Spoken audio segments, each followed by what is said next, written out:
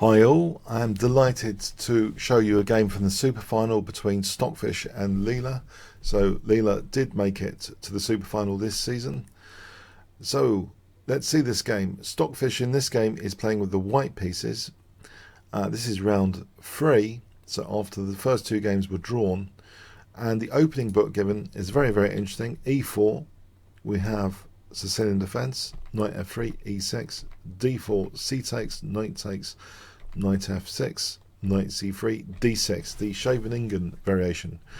So a6 is usually preferred quite often, well, especially with d6 first, the Najdorf in other words. And the problem with this d6, the Scheveningen, it was thought that the Keres attack is pretty strong here, g4. If usually with the move order d6, not e6, the bishop eyes g4 and stops this g4 move when black plays a6. You can see that control of g4 in a different formation with d6 first. But here, yeah, we also have this e6 move order first. So we get this Scheveningen, g4, and here the end of the book is a6. In fact, in this position, statistically, h6 seems to be the best try for black. This does represent a kind of space-gaining threat, which needs to be addressed somehow. The argument goes, based on statistics, that h6 might be the best way to address it, just not allow it. And there have been several high-level Grandmaster games from this position. So one of them, for example, Bishop G2, is a game of Magnus Carlsen, actually, against Van Wely in Weekend Z 2017. Magnus actually sort of ground down Van Wely, getting a sort of winning endgame later. That's quite a long game, which ended in a win in 59 moves. It wasn't a hack attack or anything. It went into a kind of rook and pawn ending. I'll just show you the final position. It was a bit of a grind, that one. So other stem games are also interesting, but let's just go to this game now, again the main game. So a6, the end of the book, not h6. We have g5, so space scanning and quite dangerous. In fact, this variation I actually beat one of my highest rated opponents in Lloyd's Bank Masters up until that time in the 1990s. Murugan, who later became an IM, was 24-20, and I beat him the white side of a Keres attack basically. He had played knight c6, actually allowing g5. So anyway, knight fd7, a3. This is a curious novelty move. The usual move is bishop e3, and after b5, then to play the move a3 in response to the potential, b4 threat, because black wants to play bishop b7, put pressure on e4. So a3 immediately is kind of intriguing. We have knight c6.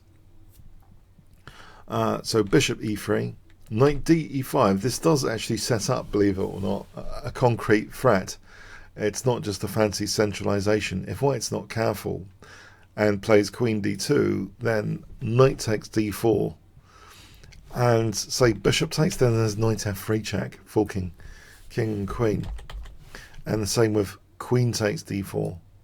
So on queen takes d4, then again there's knight f3 check, forking king and queen. So yeah, it sets up that threat.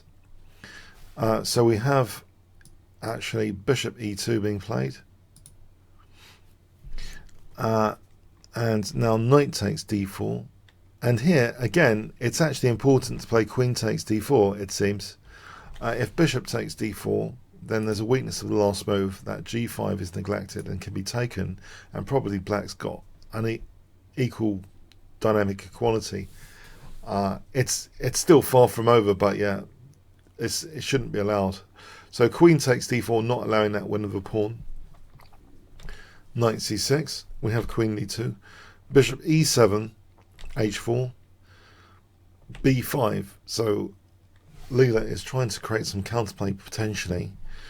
h5, and my dream usually in the Keres attack is when black castles to play g6, because g6 kind of opens up lines, weakens e6, And that's always been my dream move, actually.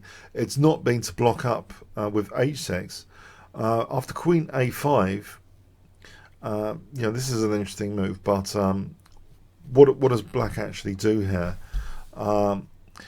Casting into it, yeah, it does seem as though g6 might well be strong, as well as interestingly h6. If b4, this is just harmless. A takes, knight takes. Black's just inflicting self damage to the pawn chain, and maybe h6 actually is interesting here. This is, and also there's that tactic, that pinned pawn against the rook. So it's pointless playing b4 immediately, in case you were wondering. So queen a5. Oh, the other alternative here. Say black wanted to play g6. Let's have a quick look at this. Maybe b4 is interesting, ruling out queen a5, actually fixing b5, and sometimes preparing a4. So queen c7, a4. White's gaining space on this side without too much counterplay on this side. So say this position, that means e6 has been weakened, and white could target that, and even castle queenside here. I know it's a bit outrageous with the pawns being moved, but here, in fact, because white can play queen c3 and look at that diagonal, this is just a big advantage for white. There's a pin on the knight. There's an avalanche over here. It's horrible for black. Yeah, it's pretty interesting variations on g6. So anyway, we have queen a5, not g6.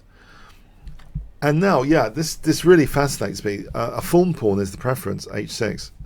So clearly, Stockfish has, the team has looked at my fawn pawn videos and incorporated it as a priority to get the dreaded fawn pawn. So g6, the dreaded fawn pawn has been installed. Thorn, fawn, pawn, as in fawn in the side. So h6, g6. If g takes h6, then rook takes h6. This position with knight d1 is favourable for white.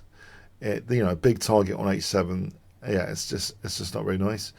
If b4, then hg, and because it hits the rook, then that's great. Knight a2. It's just much better for white as well. It's crashing through. So yeah, not too much to do there apart from g6. Now white castles kingside and black castles kingside. You might think, is it safer, given this lurking fawn pawn danger around the king, to try and castle queenside? Is that possible even? If bishop b7, let's have a quick look. b4 and say queen d8, rook ad1. This is just unpleasant. I know that's a waste of time. So let's go to c7 immediately. Let's put the queen usefully on c7 here. If the queen's going back to c7 anyway.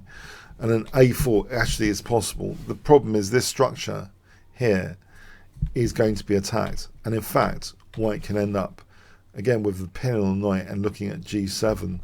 This position becomes horrendous. So, for example, like this. And in fact, the a6 pawn is a big target. And white's keeping a massive pressure on the king side. So this type of position, white's gaining space on the queen side. And even crashing through with f5, it starts to be quite horrible for black. So black probably, wisely castled kingside in the circumstances. Not much better. f4, we have queen c7, rook f2. You might think, actually, queen c7 is quite nifty here as a prophylaxis move. If f5 was played immediately, can you see what black could play? If I give you 5 seconds to pause the video here. Okay. The cheeky move d5, opening up the queen for queen g3 and perpetual check potentially. And yeah, that would fully equalize actually, because if king g2, that runs into d4, and it's actually the tables are turned after this nasty pin, and white collapses. So that would be embarrassing. So yeah, rook f2. We have rook b8, rook a f1, bishop d7, and now bishop g4, which is starting to look horrible. Basically, this f5 is creaking the structure here.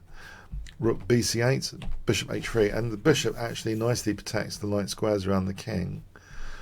Queen b7, knight a2, and this puts a lock on b4 for a moment.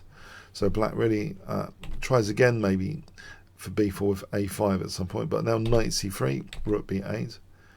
If b4 now, this is really quite fascinating. Knight a4. I'm taken back to my Lloyd's Bank days where this is sometimes an amazing piece sack idea. This knight on the rim in this line. If knight b8, it looks as though, well, this is just a terrible thing. Is knight b6, but then, you know, what's the idea? But actually, look at this: queen d4 threatening mate, and just f5. In fact, you don't have to care about the knight.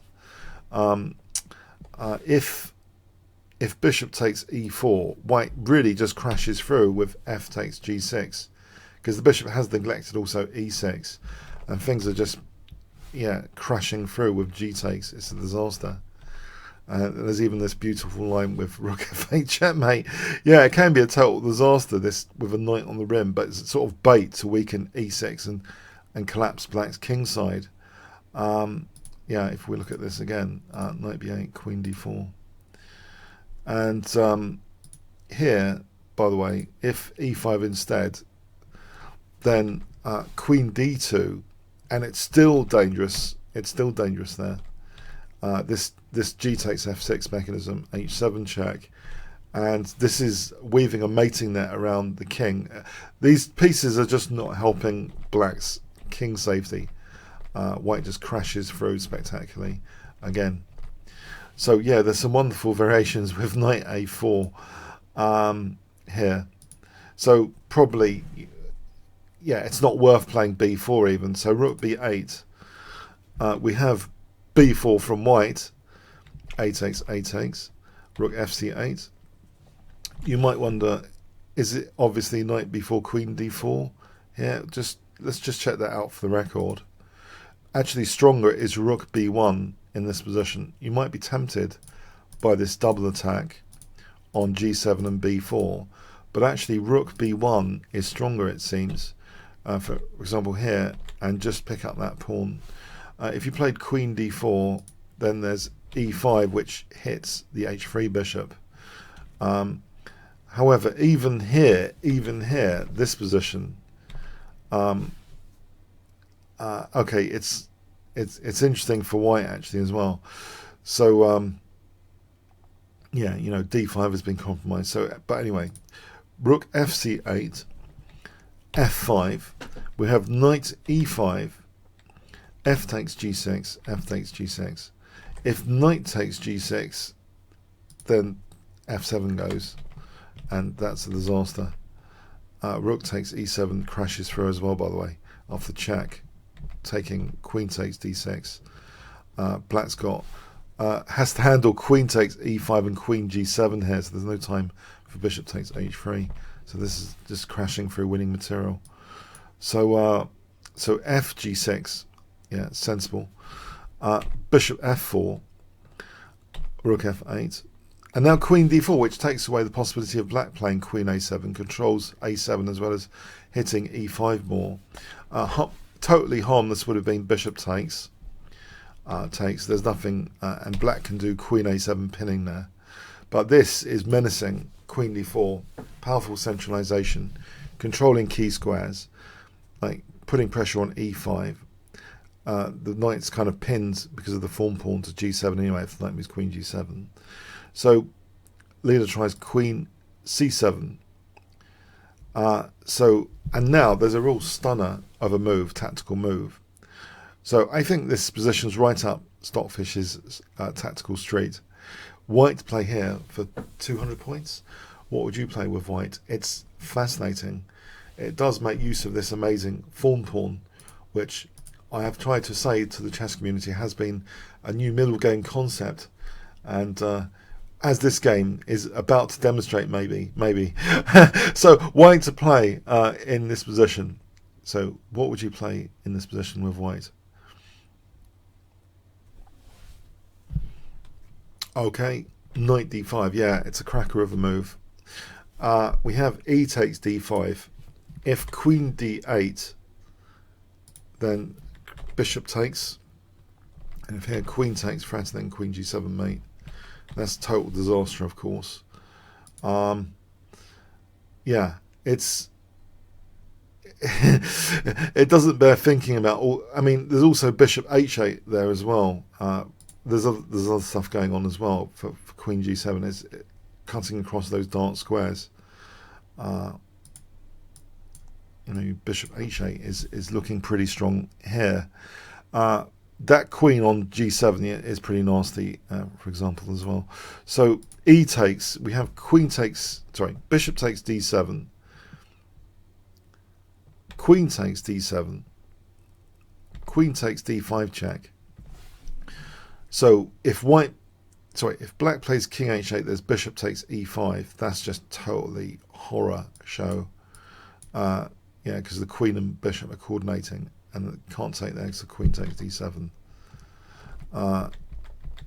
So we're left with not too many choices here. So it's knight f7, and now just the cute retreat, queen d4, threatening with the form pawn, queen g7 checkmate. We have bishop f6 being played, rather desperate.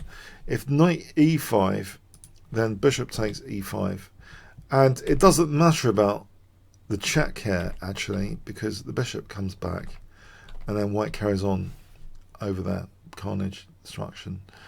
And here, if instead knight takes h6 there, g takes, and this is also just crushing. There's lines here with king g2 being a key move, and black is totally tied up here and can't really handle the threats. For example, bang, rook takes f6 and queen a8 mating because of the form pawn again. So fascinating tactical stuff. So we have actually bishop f6, not knight e5, bishop f6. And now queen takes f6. And you might think, well, hang on, has Leela got out of trouble? Not really. There's a forcing move, queen g7 check, queen takes, h takes. And now rook fe8 was played. If king takes g7, then white just simplifies, taking everything off, reaching a completely winning king and pawn ending. But not with the idea of an immediate c4, because this pawn's going to queen. Just king f2. That it turns out here, it's equal on pawns, but this pawn sort of ties up these two more effectively than that one, because the king has to run quite a way.